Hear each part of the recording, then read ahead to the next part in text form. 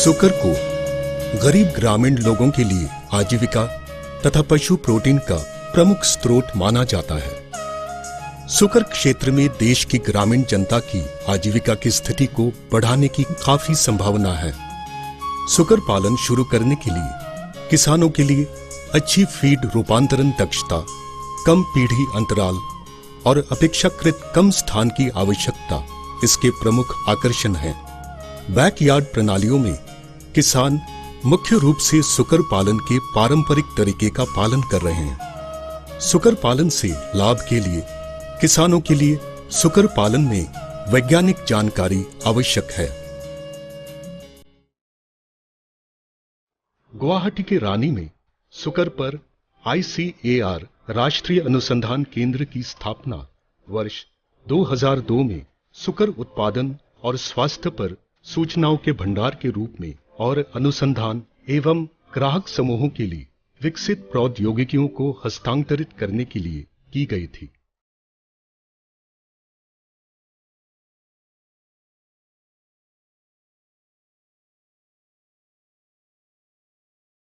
संस्थान में 600 से अधिक पशुओं का एक सुकर फार्म और अनुसंधान कार्यों को करने के लिए विश्व स्तरीय प्रयोगशालाएं शामिल हैं। संस्थान वैज्ञानिक कर्मचारी वैज्ञानिक ज्ञान के विकास के लिए शामिल विभिन्न हितधारकों के बीच प्रौद्योगिकियों को स्थानांतरित करने के लिए काम करता है।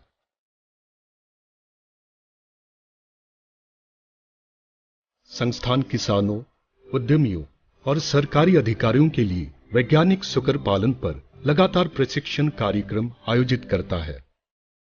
इन वैज्ञानिक प्रक्रियाओं को समझने और अपनाने से सुकर पालन से होने वाली आय में उल्लेखनीय वृद्धि हो सकती है। संस्थान ने सुकरों के स्वदेशी जर्मप्लाज्म के संरक्षण के लिए भी कई कदम उठाए हैं।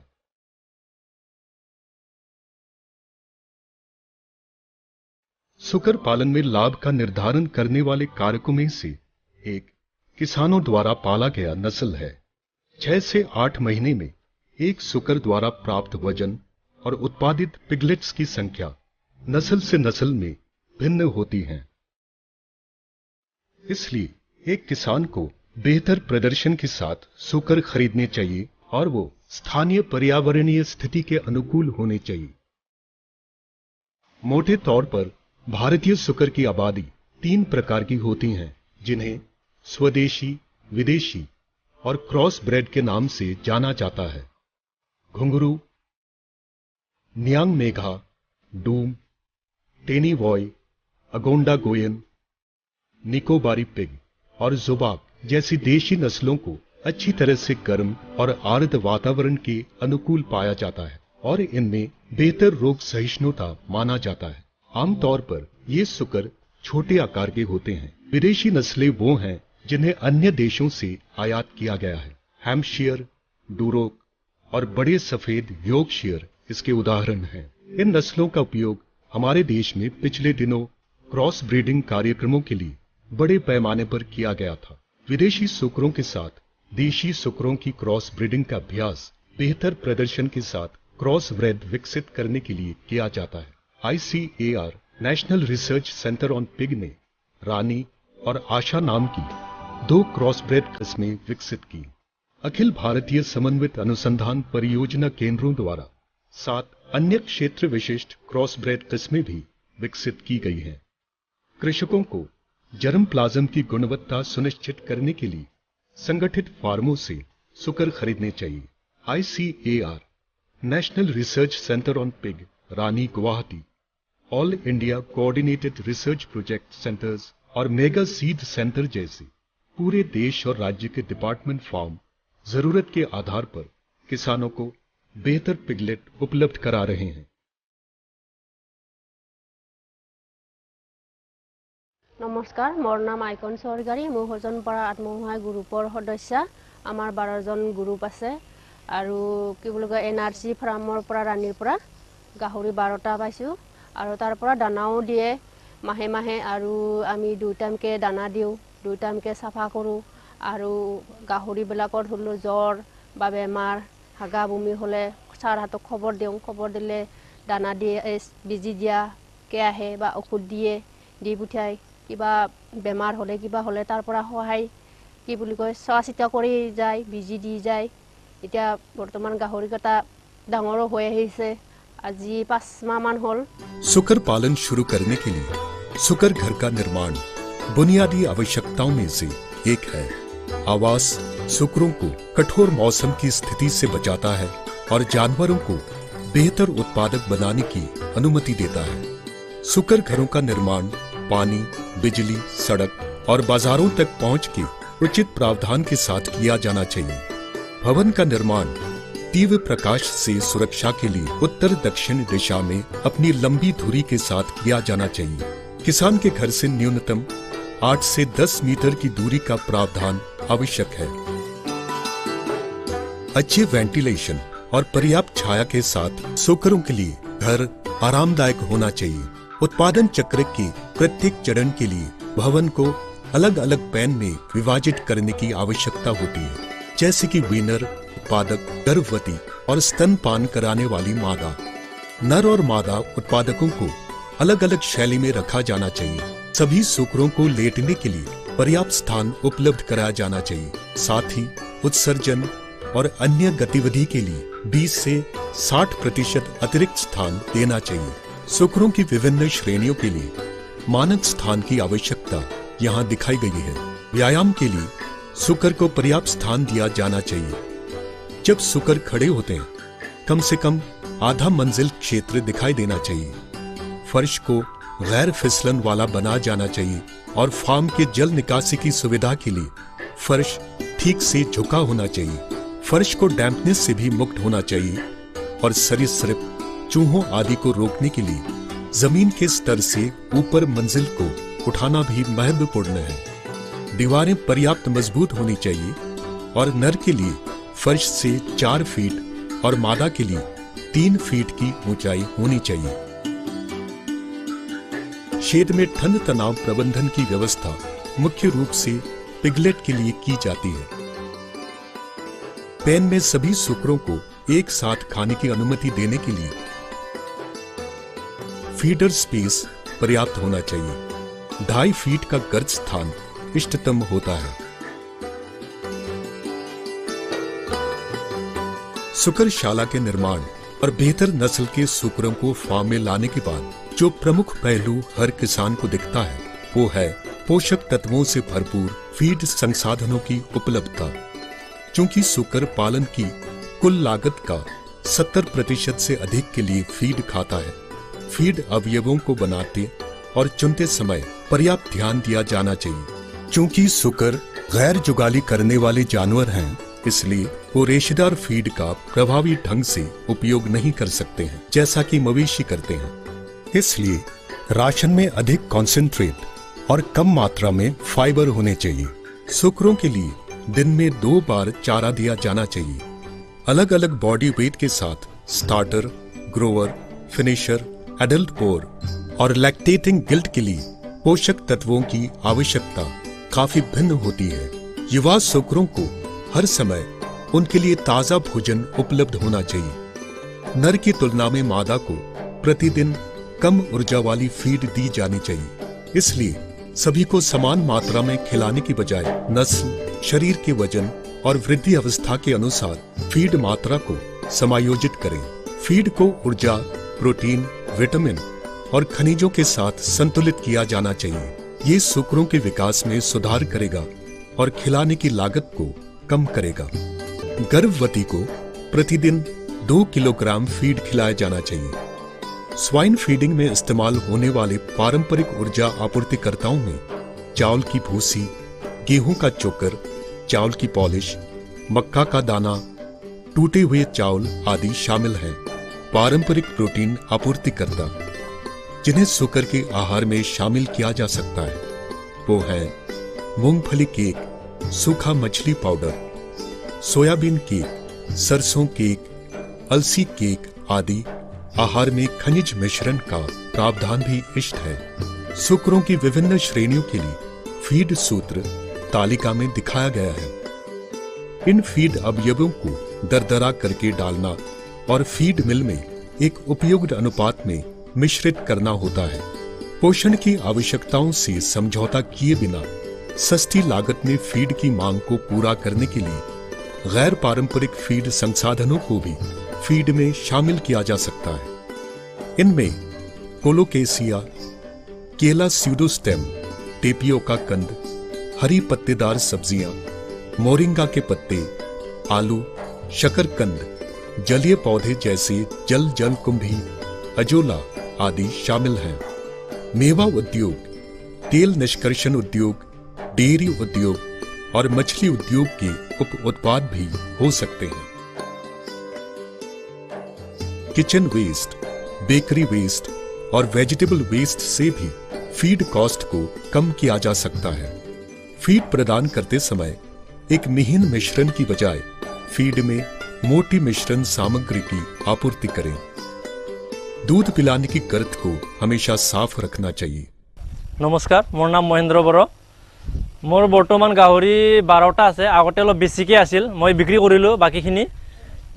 तार पिছত मैं दानाटो निजाय बनाओ। दानाटो बनाओते कुचु दिওঁ, पानियालो दिওঁ, आलू दिওঁ, शुकान माछ दिওঁ आरो माকৈ दिওঁ। तार पिছত रेडिमेड दाना अलप दिওঁ, गडरेज फीडটো। मैं दानार दामটো कमाবৰ কাৰণে, বৰ্তমানটো দানাৰ দাম বহুত বাঢ়ি আছে, সেইটো মই কমাবৰ কাৰণে নিজে বনাওঁ আৰু দানাৰ লগত। আৰু মই মৰ্নিং টাইমত এই মিনাৰেল মিক্সাৰটো মিক্স কৰোঁ।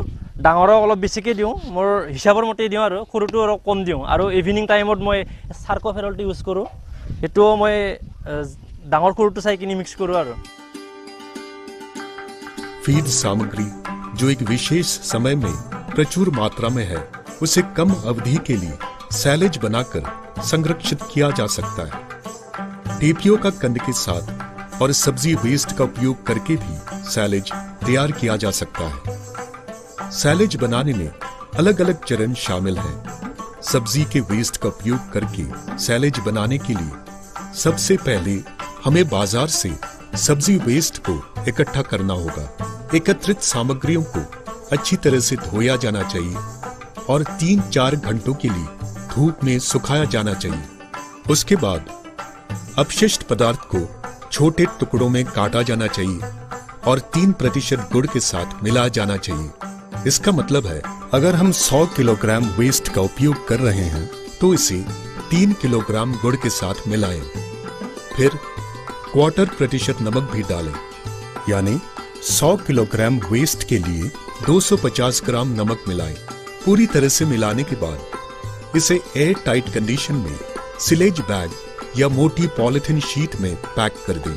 21 दिन तक रखें, फिर सामग्री खिलाने के लिए तैयार हो जाएगी।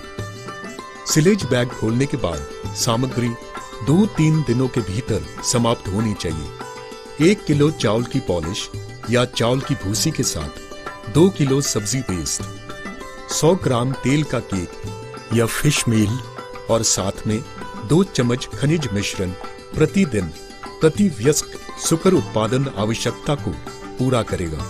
प्रजनन उद्देश्य के लिए जानवरों का चयन उचित देखभाल के साथ किया जाना चाहिए। लंबे बेलनाकार शरीर के सुकर को प्रजनन के लिए पसंद किया जाता है।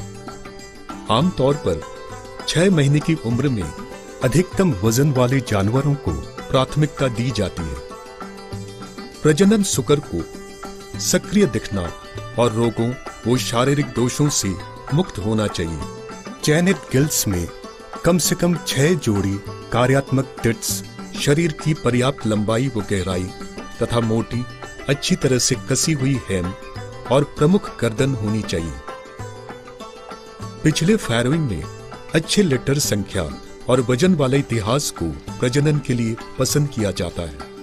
अनावश्यक संभोग से बचने के लिए नर और मादा के लिए अलग अलग आवास उपलब्ध कराया जाना चाहिए। करीबी सुकरों के बीच संभोग अवसाद को रोकने के लिए परहेज किया जाना चाहिए। गिल्ट की पहली गर्मी को संभोग के बिना छोड़ दिया जाना चाहिए। संभोग या एआई को गिल्ट की दूसरी गर्मी पर किया जाना चाहिए। वयस्क मादा में वीनिंग के तुरंत बाद वाली हीट पर संभोग किया जाना चाहिए। 1-2 सप्ताह पूर्व संभोग या एआई से मादा को अतिरिक्त फीड दें और संभोग या एआई के बाद सामान्य फीड दें। हीट डिटेक्शन को रिफ्लेक्स से पता किया जा सकता है। यही कारण है कि अगर पीठ पर दबाव डाला जाए तो मादा भी खड़ी रहेगी। पशु की बेचैनी, सूजन और लाली वल्वा और स्त्राव भी गर्मी के लक्षण हैं। संभोग के लिए मादा को बोर पर ले जाएं। जब भी खड़ी गर्मी का पता चले तो प्राकृतिक संभोग को अधिमानत किया जाना चाहिए। प्राकृतिक संभोग के लिए प्रयुक्त शोकर मादा के आकार के समान होना चाहिए। यदि कृत्रिम गर्भाधान पसंद किया जाता है तो विश्वसनीय स्रोत से प्रजातियां विशिष्ट वीर्य का उपयोग करें। अच्छी गुणवत्ता वाला वीर्य प्रतिष्ठित वीर्य प्रसंस्करण केंद्रों से प्राप्त किया जा सकता है। एआई का अभ्यास डॉक्टर, पैरावेट्स या प्रशिक्षित किसान कर सकते हैं। एआई को गिल्ट में गर्मी के पहले दिन और साओ में गर्मी के दूसरे दिन पर करना चाहिए। फैरविंग की तारीख पाने के लिए संभोग या एआई की तारीख रिकॉर्ड करने के लिए मत भूलें। नमस्कार, मोर नाम बेनिता लाकर। मैं यार 45 जनी गाहरी पुहिছোঁ। तारे दुजनी ये करा হৈছে। ये करा गाहरी केजनी पवन दास सारे আমাক ये কৰি দিছে। रानी सेंटाৰৰ পৰা সিমেন্ট আনি কিনে ये কৰি দিছে। আৰু গাহৰি আমাৰ সময়মতে সাফা কৰি থাকে, দুবাৰ সাফা কৰা হয়। स्वस्थ जानवरों को पाने के लिए गर्भवती जानवरों की देखभाल और प्रबंधन ठीक से किया जाना चाहिए। पशु को उदारतापूर्वक खिलाया और दयालु व्यवहार करें। गर्भवती जानवरों को दूसरों से अलग रखें। गर्भावस्था के अंतिम 3 सप्ताह तक स्टीमिंग अप राशन दें। एक अतिरिक्त 500 ग्राम फीड प्रतिदिन प्रति पशु प्रदान करें ताकि बच्चे भारी हों।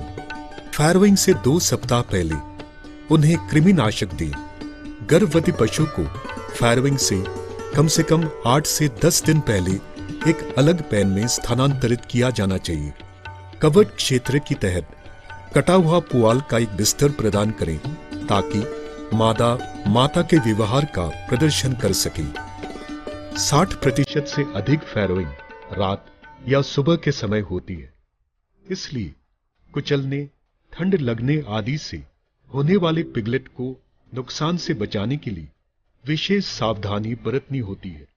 नवजात पिगलेट को भ्रूण की झिल्लियां और तरल पदार्थों से साफ किया जाता है, खासकर मुंह, नाक, कान और शरीर के अन्य अंग। फैरविंग के बाद गुनगुने पानी से मादा के पिछले हिस्से को साफ करें।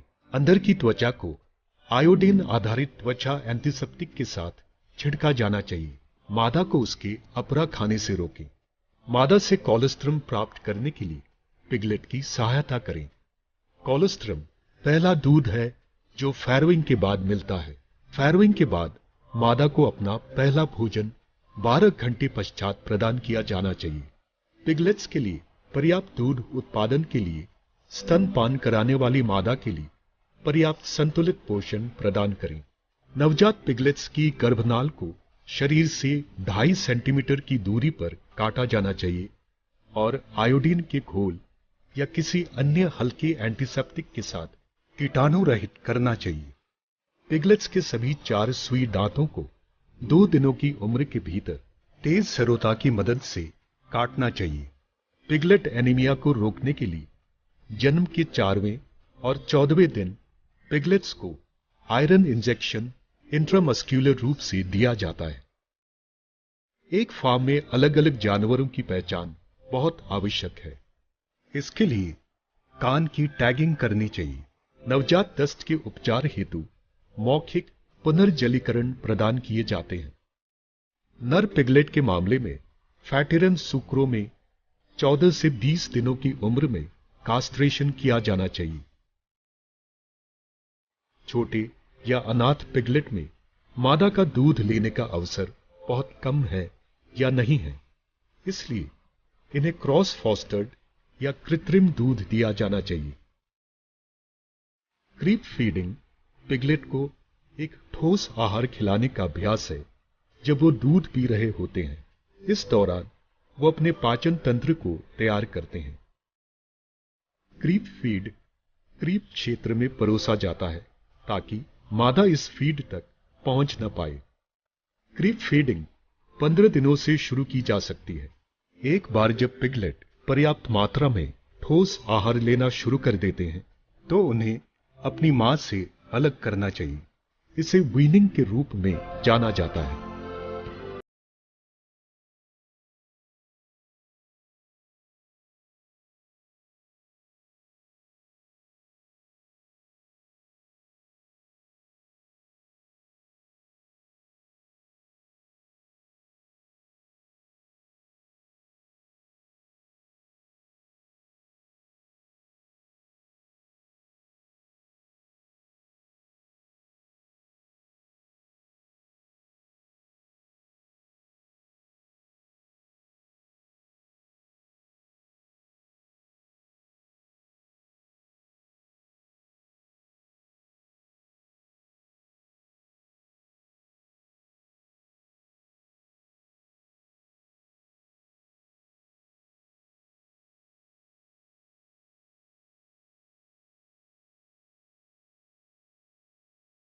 समय पर किया गया है।